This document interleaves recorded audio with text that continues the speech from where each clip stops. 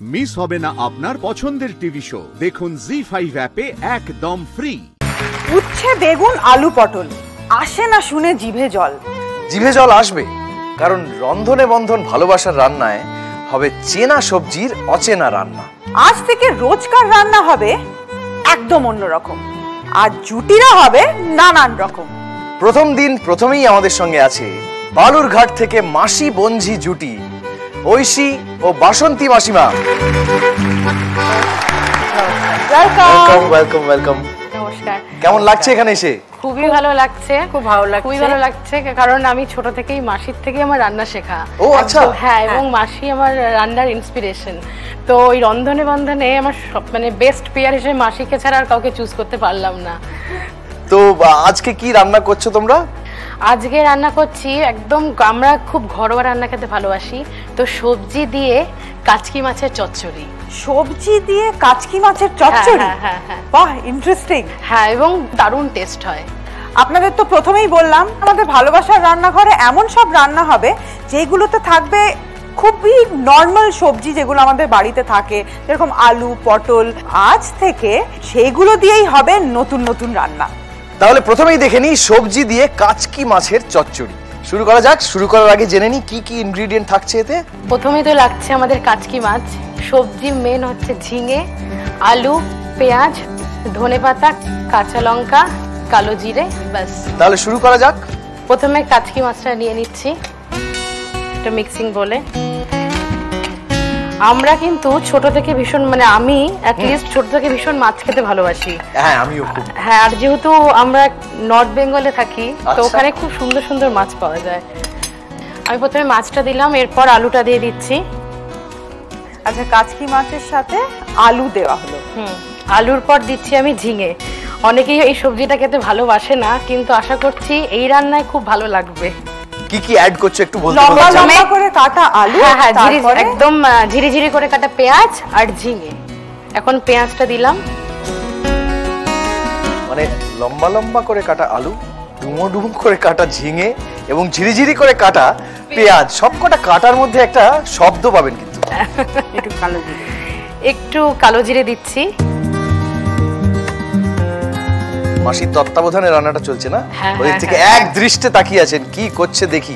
সঠিক পরিমাণে দিচ্ছে নাকি? এই রান্নাটা কি মাসির কাছে শেখা? হ্যাঁ হ্যাঁ হ্যাঁ, একদম একদম মাসির কাছে শেখা। আর কাচকি মাছটা মাসির বাপের বাড়ি আর শ্বশুর বাড়ি দু রকম ভাবে রান্না হয়। ও আচ্ছা, তাই এটা দুটো মডিফিকেশন করে এটা করা হয়েছে। দুটো মিলিয়ে। হ্যাঁ হ্যাঁ হ্যাঁ, দাও তো দাও। অল্প একটু নুন অ্যাড করে নেওয়া হলো স্বাদ মতো। কাঁচা লঙ্কা দাও। হ্যাঁ, কয়েকটা কাঁচা লঙ্কা দিচ্ছি। দেখতেই পাচ্ছেন কে চলে এসেছে আমাদের এই ভালোবাসার রান্নাঘরের ফুড রিসার্চ এবং কুকিং এক্সপার্ট এবং লস্ট এন্ড রেয়ার রেসিপিজ এর শুভজিৎ দা। ওয়েলকাম ব্যাক শুভজিৎ দা। ইউজুয়ালি আমাদের বাড়িতে যেগুলো খুবই ইজিলি অ্যাভেলেবল থাকে, সেই সবজি দিয়ে কি তুমি স্পেশাল রান্না করবে আজকে? দিদিমা, বর্ষাকাল চলছে, রবীন্দ্রনাথ ঠাকুরের প্রিয়তম ঋতু। সেই কথা ভেবে আজকে ভাবলাম যে এমন একটা রান্না করি যেটা ঠাকুর বাড়ির রান্না। রবীন্দ্রনাথ ঠাকুর কিন্তু নিজে খুব খাবারের ব্যাপারে পরীক্ষা নিরীক্ষা করতে ভালোবাসতেন। খুব স্বল্পাহারী ছিলেন এবং সবাইকে দিয়ে খাওয়াতে খুব ভালোবাসতেন, এবং নানান জিনিস উনি করেছেন, যেমন মানকচুর জিলিপি ইত্যাদি ইত্যাদি, এলোঝেলো, যেটা পরে উনি পরিবন্ধ নাম দিয়েছিলেন। তো এরকম অনেক রান্না আছে যেগুলো ওনার বাড়ি থেকে প্রথম বেরিয়েছে। আর আজকে আমি যেটা দেখাবো রোজকার সবজি দিয়ে পটলের রোস্ট। ঠাকুর বাড়ির পটলের রোস্ট, বাহ! কি কি লাগছে এই রান্নাটার জন্য? প্রথমে আঁচ জ্বালিয়ে দিই। হ্যাঁ, দিয়ে এই রান্নাটা কিন্তু যদিও রোস্ট, কিন্তু রান্নাটা হবে সর্ষের তেলে। আচ্ছা, তেলটা একটু বেশি দিলে এই রান্নায় স্বাদ বেশি আসে। আচ্ছা। এই রান্নাটার মজাটাই হচ্ছে এটাতে একটা হালকা টক মিষ্টি স্বাদ আসে পটলের। কি কি ইনগ্রেডিয়েন্টস ব্যবহার করছো তুমি? এটাতে আমি পটল এরকম শির বার করে দুটো দিক এরকম ভাবে চিড়ে নিয়েছি। আচ্ছা, গোটা 8 পটল নিয়েছি, সরু লম্বা ফালি করে কাটা পেঁয়াজ, তার সাথে আছে আদা বাটা, কাঁচা লঙ্কা বাটা, তেঁতুলের গাছ, আর কিচ্ছু না। প্রথমে আমি পেঁয়াজ কুচি বেশ খানিকটা। এই পেঁয়াজটা এখন দেখতে এতখানি লাগছে, তবে পরে কিন্তু অনেকটা কমে যায়। ভাজাও। আগে যেটা বলছিলাম, রবীন্দ্রনাথ ঠাকুর কিন্তু খুব স্বল্পাহারী ছিলেন, কিন্তু ওনার পাতে যদি খুব নানান রকম বেড়ে না দেওয়া হতো তাহলে কিন্তু উনি পছন্দ করতেন না সেটা। মানে ভ্যারাইটিটা থাকতো। আচ্ছা। এবং উনি তারপর সবকটা বাটি খুলে খুলে দেখবেন এবং তারপর মজা হতো যে উনি বলতেন যে এই মাছটা এ ভালোবাসে এর ঘরে দাও, ওই মাংসটা ও ভালোবাসে ওর বাড়িতে পাঠাও।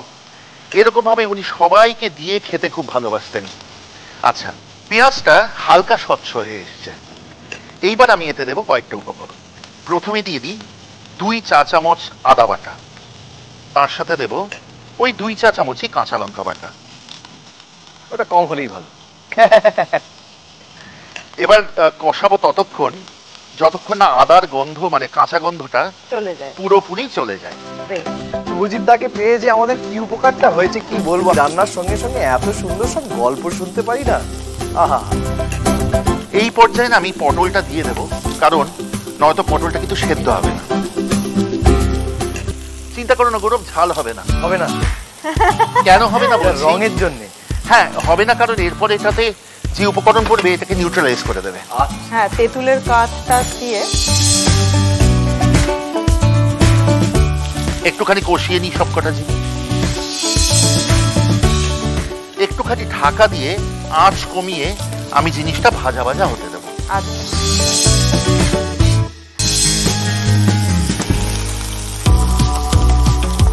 শুভজিৎ দা কি মনে হচ্ছে? এক্ষুনি ঢাকা খুলেছি, রংটা পাল্টেছে দেখতে পাবে।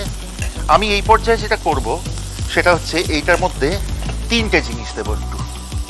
এক হচ্ছে ধরো 1/2 কাপ পরিমাণ জল। আচ্ছা। আমি স্বাদ অনুসারে নুন দেব। নুন কিন্তু পটলটাকে সেদ্ধ হতেও সাহায্য করবে। পটলের আরেকটা জিনিস হচ্ছে পটল কিন্তু ভাজলে সাধারণত সেই তেল কালো হয়ে যায়।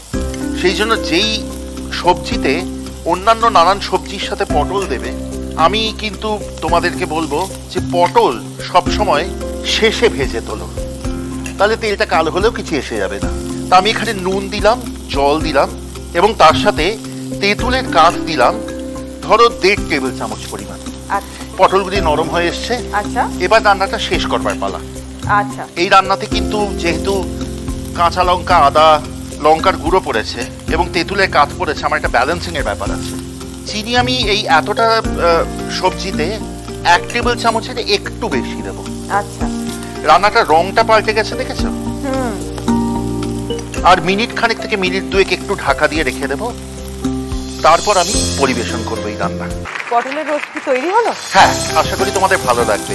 আই এম শিওর ভালো লাগবে। তুমি বানাচ্ছ যখন এটা বলাই বাহুল্য। এই রান্নাটাতে তেলটা ভেসে উঠেছে, এবার আমি আঁচটা নেভাবো। নিভিয়ে এই যে আমি পরিবেশন করব। দেখে কিন্তু বেশ খেতে ইচ্ছে করছে, জিভে জল আসছে একেবারে।